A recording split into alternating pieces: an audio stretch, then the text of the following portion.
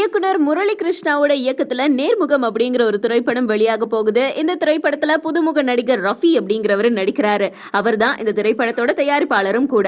அவருக்கு ஜோடியா இந்த திரைப்படத்துல 2 கதாநாயகிகள் நடிக்கிறாங்க, மீரா நந்தன் அண்ட் மீனாட்சி. மீனாட்சி ஏற்கனவே கருப்புசாமி குத்தகைக்காரர் திரைப்படத்துல நடிச்சாங்க. ரொம்ப ஹோம்லியா நடிச்ச அவங்க அடுத்தடுத்த ஒரு சில திரைப்படங்கள்ல தாராளமாவே கிளாமரா நடிச்சிருந்தாங்க. அந்த கிளாமர் இதுலயும் இருக்குமா அப்படின்னு ரசிகர்கள் எதிர்பார்க்கறது எங்களுக்கு தெரியுது. கண்டிப்பா இந்த திரைப்படத்திலேயே மீனாட்சி கிளாமரா தான் நடிக்கிறாங்க அப்படிங்கிறதுக்கு ஒரு எக்ஸாம்பிள் ஒன்று கிடைச்சிருக்கு. அது என்ன அப்படின்னா, இந்த திரைப்படத்துல லிப் லாக் சீன், ஒரு கட்டாயமான லிப் லாக் சீன் தேவைப்படுதாம். அதாவது இந்த திரைப்படம் ஃபுல் அண்ட் ஃபுல் ஃபாரஸ்ட்ல நடக்குது. ஒரு இளைஞர் கூட்டம் வந்து ஃபாரஸ்ட்ல மாட்டிக்கிறாங்க. அவங்க எப்படி அங்கிருந்து வெளியே வராங்க, யாரை போய் சந்திக்கிறாங்க, வெளியே வர்றதுக்கு யாருடைய உதவியை நாடுறாங்க அப்படிங்கிற மாதிரி கதை நகருது.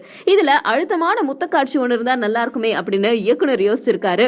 ரொம்ப யோசிச்சு மீனாட்சி கிட்ட இந்த மாதிரி ஒரு லிப் லாக் சீன் இருக்கு, வச்சா நல்லா இருக்கும் அப்படின்னு கேட்ட அவங்க கிட்ட மீனாட்சி தட்டாலடியா கதைக்கு தேவைப்பட்டா கழுத்தை கூட வெட்டி வீச தயாரா இருக்கேன் அப்படின்னு சொல்லியிருக்காங்களாம். அதனால பயங்கர குஷியாய் போயிட்ட நம்ம இயக்குனர் தரப்பு ஹீரோ கிட்ட இந்த சீனை போய் விளக்கியிருக்காங்க.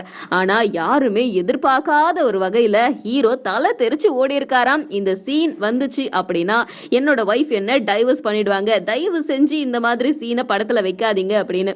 ரஃபி இந்த திரைப்படத்தோட தயாரிப்பாளரா இருக்கிறதுனால வேற வழி இல்லாம அந்த சீனை கொஞ்சம் மாத்தி அமைக்க போறாங்களாம். இப்ப உள்ள சினிமா காலகட்டத்துல கேப்ல கெடாவற்ற ஹீரோக்களுக்கு மத்தியில இப்படி ஒரு ஹீரோவா அப்படின்னு எல்லாரும் திகச்சு போயிருக்காங்க. பைக் வேணுமா, ஸ்கூட்டர் வேணுமா, என்ன வேணும் கேளுங்க, இல்லை பணம் வேணுமான்னு கேளுங்க. எனக்கு ஒன்றுமே வேணாம், ஒரு சைக்கிள் மட்டும் வாங்கி கொடுத்தா போதும் அப்படின்னு.